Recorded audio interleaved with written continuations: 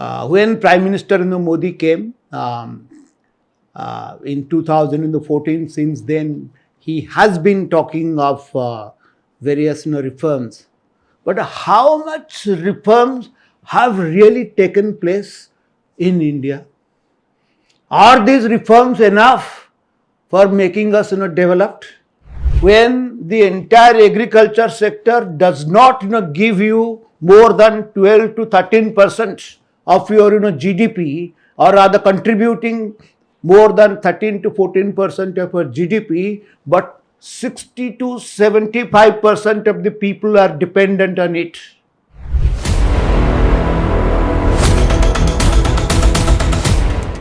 Namaskar. Friends, I just want to share with you something very interesting that came to my mind. And that is the Prime Minister Narendra Modi's very important statement that he made, I think either yesterday or day before. I'm not recalling it.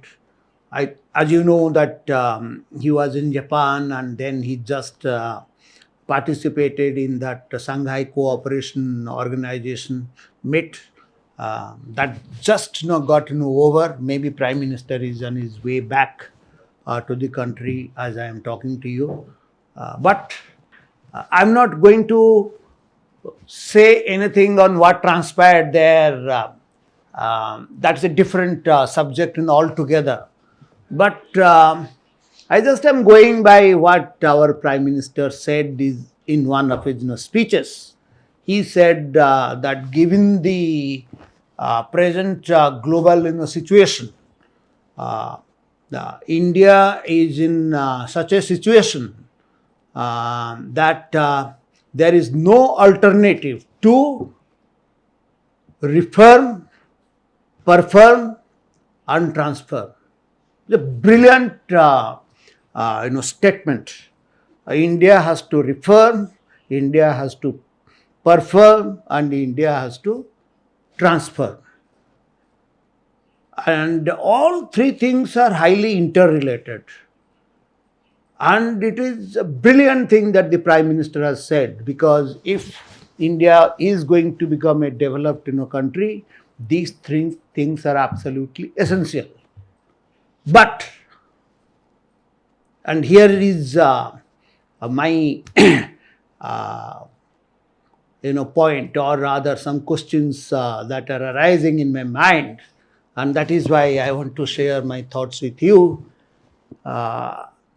Is actually the country given its the political leadership, and when I am talking of political leadership, I am not talking of Prime Minister Modi or NDA or the BJP. I am talking of the entire political class, because it is they overall or as a whole have to be prepared for this mantra of reforming, transforming, reforming, performing, and obviously then that will lead to transformation.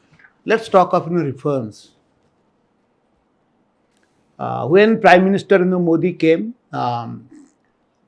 in 2014, since then he has been talking of various reforms. But how much reforms have really taken place in India? Are these reforms enough for making us developed?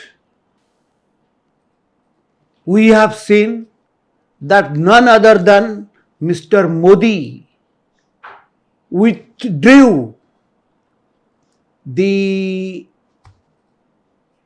farmers, or rather farm laws, which are absolutely essential for taking India forward. India can never be developed unless there are reforms in our agriculture sector. India can never be a developed country when the entire agriculture sector does not give you more than 12 to 13% of your GDP, or rather contributing more than 13 to 14% of your GDP, but 60 to 75% of the people are dependent on it. Unless you bring out these reforms in agriculture sector, nothing is going to happen. But what happened?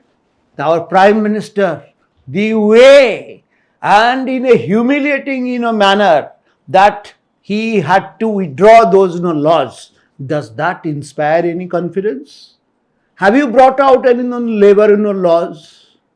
I'm talking of these, so many things are being talked about, these startups. Yes, lots of people have started these startups. But startups means you start something.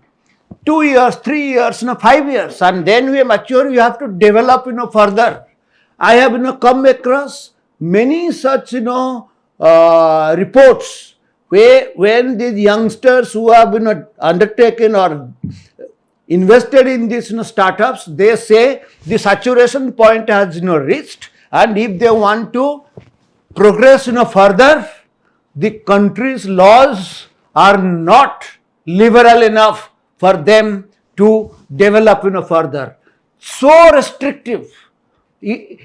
I'm sorry, the Prime Minister, Modi, whatever he may say, India still is not a country which is having this, idea of, ease of, business that everybody talks of.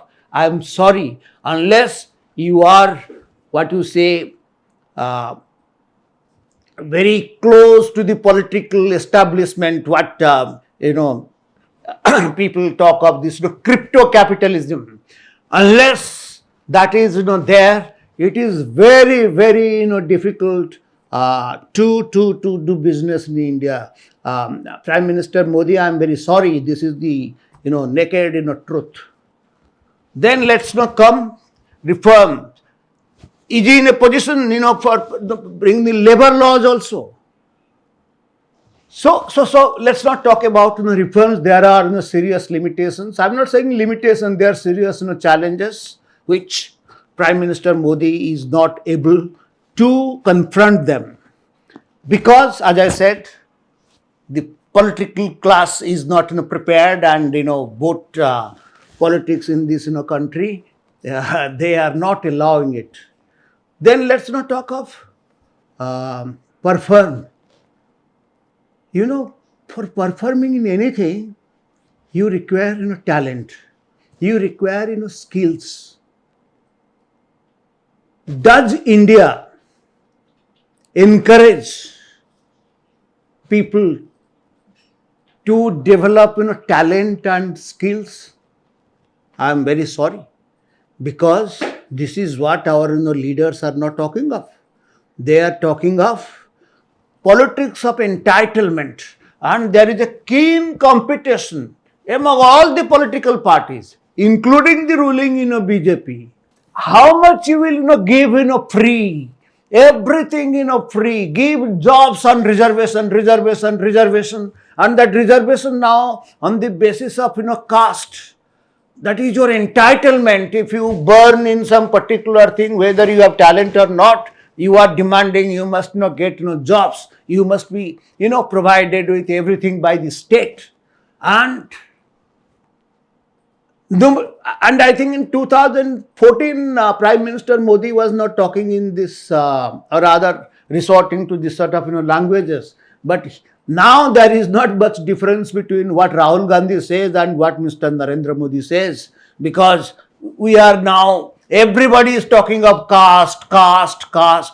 So my point is, if everything would be dependent on the caste where you belong to, and you think everything would be available to me, is this the way to promote talent? Is this the way to promote skills? A time will come when this caste-based jobs, you will have doctors who do not know how to give proper injection. You will have proper, even if that is the situation even today, I think I am involved with some academics sector. I see there are professors, they are not being able to write one paragraph coherently and logically and clearly, whether it is in English or in Hindi or in any other language. 80% of them. This is the reality. You have, engineers, mushrooming of these engineering institutes and people passing out from that. They do not get employment because it's not a question that in India you do not have jobs. There are plenty of jobs. Employment is not the issue. Here, what is the issue is the employability. You have people passing MBAs, and I mean they are pathetic. They even are not comfortable with this elementary mathematics.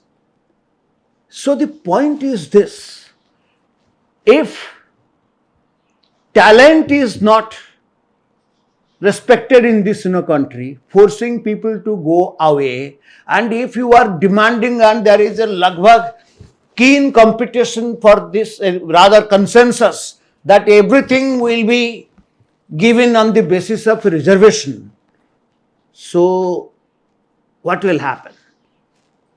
How a country will perform where talent is not respected? In fact, if you have got no talents, then that becomes your biggest drawback. You are not encouraged. So this being the politics, when you are not undertaking reforms, where you are not supposed to respect talent, how you will be transforming? How you will be transforming? I think this is the very big question. And as I said, Prime Minister, brilliant, statement. Reform, perform and transform. But I am sorry, whether he is able to reform, whether he is able to perform, I am not talking of individually he being able, whether in his Raj or whether his own government is really promoting reforms, is promoting talent and skill formation in this country, that remains a very, very big question. I am not saying the Prime Minister, wants it, but point is that this is the challenge, and it is a formidable challenge for him. So as long as these challenges are not met, I am sorry that transformation of the country is a Herculean task.